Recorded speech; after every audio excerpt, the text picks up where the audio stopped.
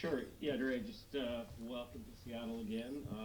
When free agency started, just you're a guy that obviously was in the mix early for a lot of teams. What was the process like in Seattle coming in and ultimately being the right fit for you? Process was crazy. It was a heck of a day for me, just hearing so many different stuff from my agent and just trying to figure out what's going to be the best fit for me and my family. And it ended up working out in the long run. Seattle seemed to be the greatest spot to be at from a schematic standpoint. I don't know the ins and outs of what I'm going to be doing yet, so I'll wait and see soon. But just with everything going on, Seattle seems like the best fit. Chris Deegan. Anybody else? Curtis Crabtree. Here we go.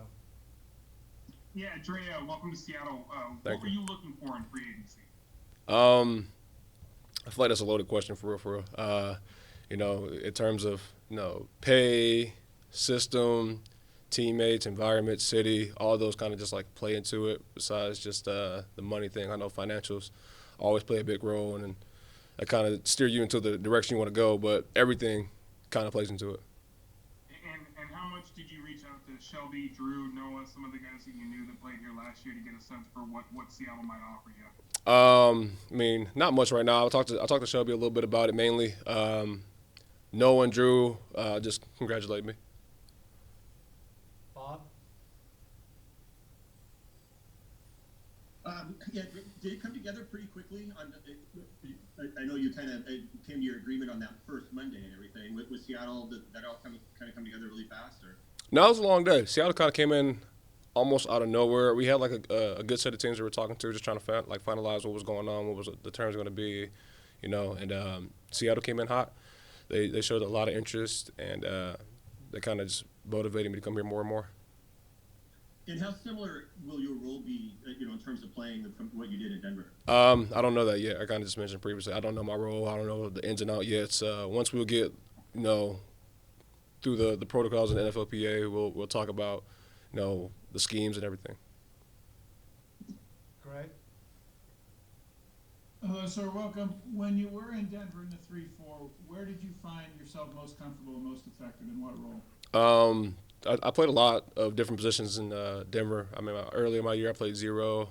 I played 3-2-1. I mean, I'm definitely more comfortable in a shaded position, mainly being a 3 technique and 5 technique. That's where I found myself to be more comfortable, whether I'm standing up or I'm not, whether it's run or pass. Those seem to be my best fits.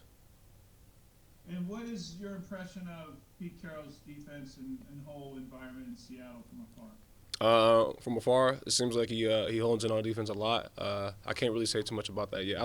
I know Pete Carroll very little, so I'm just trying to figure out more, and I'll give you a better answer later. What's the reputation around the league of the Seahawks? Hard nosed, hard hat type of team. Definitely on a little more lax side as opposed to being stuck up or military style, and which is definitely good because this program has won a lot of football games. They've been super successful for many years, as long as I've been alive and as long as I've been watching football. And definitely, this has been a good program. And Pete Carroll's been a hell of a coach for as long as I can remember, even back in his college days. So I'm looking forward to experiencing that. John Boyle. Yeah, Dre, I know you said you don't know yet, what your role is going to be, but just what kind of player are you, for fans who haven't watched a ton of Denver, what kind of player are the Seahawks getting? Definitely a high motor. Definitely not a one-trick pony type of player. I like to attack. Whether it's first through fourth down, I like to attack. I'm always trying to apply pressure. I'm definitely just a high motor guy, in my opinion. Brady. Hey there, Brady Henderson from ESPN. Nice to meet you. Nice to meet you. This is not a team that really makes big splash signings in free agency. Mm-hmm. Did you think going into it that Seattle would be in play? No, not at all. You just it's kind of like being a kid at the candy store. Got a whole bunch of different options coming at you. You're hearing a whole bunch of different crazy things, and you only get to choose one. And this is the place that we both chose each other. And I mean, I'm loving Seattle so far. I like these colors for real, for real. What have you got to do in Seattle or see since you've been here? Not much. Just kind of just driving around the city, exploring, get down to the market a little bit. I want to get on the Ferris wheel, do some more like touristy type things. I'm new to the city, and I got a lot to learn about the city. Larry. Yeah, there's been a lot of comparisons of you to Michael Bennett. I was wondering if you know Michael Bennett at all, and if you think those are accurate. I know Michael Bennett, like, nothing, I know nothing about him, but besides his style of play. But I'm honored to be considered in the same conversation as him in style of play. You know, he's a Hall of Fame type of deep lineman that I've known about since I was a kid. I mean, last time he played here, I was in high school.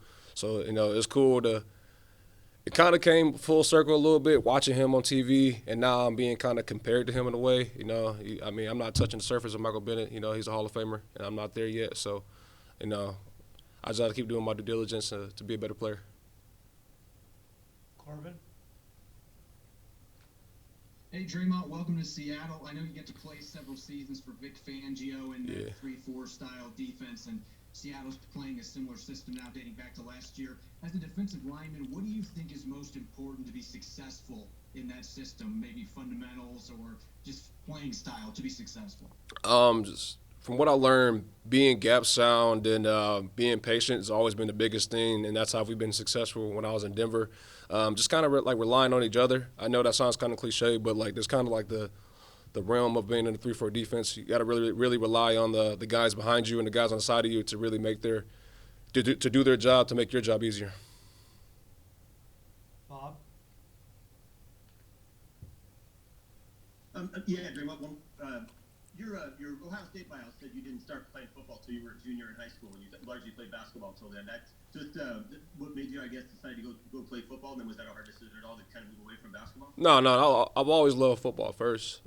It was just kind of just playing it out. You know, I love to hoop, but, you know, football was definitely my calling, given I was a 265-pound power forward, and I was like I'm 6'3" some change. So, you know, I kind of chose the route that God gave me. You know, I'm not 6'8". Masvidal? Yeah. Hey, Dre'Mont, welcome to Seattle. And you've been quoted, I'm looking at a couple of articles, that you as an underdog player. And can you just talk a little bit about that, that role that I think there's somebody here that says, you know, always kind of counted out, but you always came through. Can you elaborate more on that?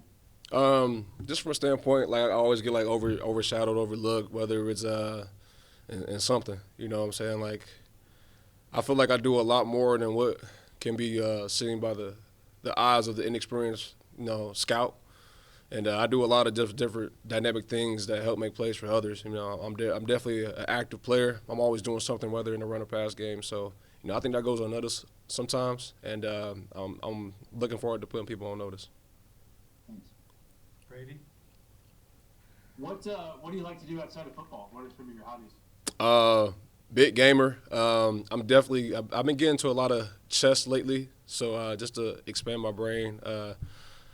I try to get into reading, but if it's not sports related, I'm really not interested in reading that much. But mainly just video gaming and chess. And then when we write and say your name, do you prefer Dre or Dre'Mont? I mean, you can say Dre'Mont Jones. I mean, but like I feel like personally, just call me Dre because it's easy. Because people like to F my name up a lot. They call me Dre'Monte. I don't know why you put a Dre'Monte in my name or Dre'Monte, whatever you want to say. I just go by Dre to keep it simple. Got it. Thank you. All right. Michael Sean? Hey, Dre, what specifically are you bringing to the Seahawks as a pass rusher? The new era of pass rushing. You know, someone who's on the little lighter side of the average 3 technique, and bringing that explosiveness, that quickness.